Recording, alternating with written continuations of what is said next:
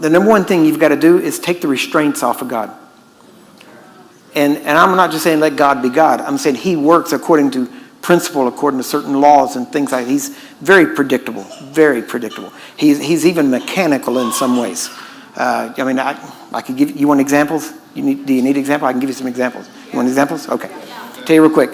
Mechanical nature of God's power. Moses standing at the Red Sea. Everybody says what's going to happen. The Egyptian army's coming. Moses turns and begins to cry to God.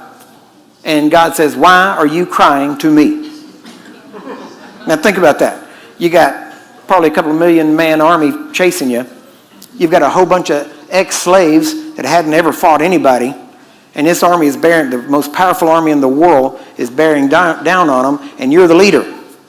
Guess what? If there was ever a time to cry unto God, that was it. Right? But God said, why are you crying unto me? He said, what's that in your hand? Moses said, this is the rod that you told me to go. And same one he threw down and became a serpent and all that. And he said, that's right. And then God said, you stretch forth your hand and part the sea. He didn't say, stretch forth your hand and I'll part it. Now we know it was God's power.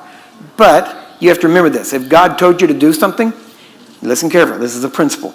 If God tells you to do something, whether it's a command in the word or whether it's even some type of leading, but you know it's God. Anything that gets between you and the fulfillment of that, you don't have to talk to God about. You crush it. Yeah. You speak to it. You speak to that mountain that's in your way, and you tell it to remove itself, and you speak. Why? Because you know it ain't from God. Because God's not going to tell you to do something that he doesn't want you to do, and then while you're doing it, try to put some type of obstacle in the way. So if you hear from God and then an obstacle comes up, it's of the devil. If it's a door, kick it in. If it's a mountain, drive it out. Tell it to remove, whatever. You have to remember that. Whatever stands between you and God, or you and the fulfillment of God's command, is not from God. So you pay no attention to it other than getting rid of it. Amen? Not, God, why'd you do this? God, why is this happening? No. That's what Moses did, and God said, shut up and stretch forth and part it. Amen? Do you get that? Okay, you got that? So that was one. Now there's another one. Remember whenever they were fighting, and Moses, Aaron, and Hur, which is a man, by the way, in case you don't figure that out. Hur was a man. Anyway, okay. So, well, what times we live in. Anyway, so the Israelites are fighting down in the valley. And Moses goes over and raises up his hands. And his hands are up, Israel wins. Moses starts getting tired. His hands come down, Israel starts losing. Hands up, Israel wins. Hands down, Israel loses. Aaron and Hur look, let's see if this will work. They take his hands and hold them up. They win. Mechanical.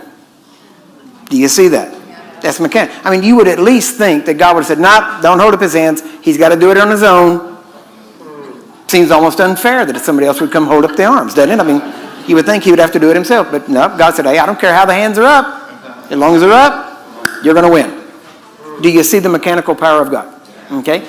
They're bringing the ark back. It's on a cart. They start bringing it back in. It hits a rough place. The ark starts to fall off of the cart. The man reaches out and touches it to steady it. A good deed, wouldn't you think? But God had said, anybody touches that, they die. When he said it, it became a law. Yeah. He didn't have to say, you did it, you're dead, kill him. He didn't have to do that. The law, as soon as God spoke it, it became a law. Whoever touched it died. God didn't have to give a decree of death. He had already said, he'd already put in motion, just like he said, light be, and light is. And guess what? God does not wake up every morning and say, sun, S-U-N, let's do it again. Earth, let's go around, let's do it again. Light be one more time, let's keep going. No, he put everything in motion, said at one time, it's still working. Yeah. Isn't that right? Yeah. The mechanical power of God. Guess how you got here tonight at the right time? The mechanical power of God. Why? Because we set our watches and everything by the earth and the rotation with the sun and all that kind of stuff. So you already rely on the mechanical power of God. But see, people don't like this because it puts responsibility on them. whenever you find out that there are certain things that God has said to do, and you don't have to wait for it. Smith Wigglesworth said, if it's in the Bible, it's so. It doesn't even have to be prayed about. It is simply to be believed and acted upon. He kind of knew what he was talking about. Amen? I mean, he had kind of the proof to back it up, right? So,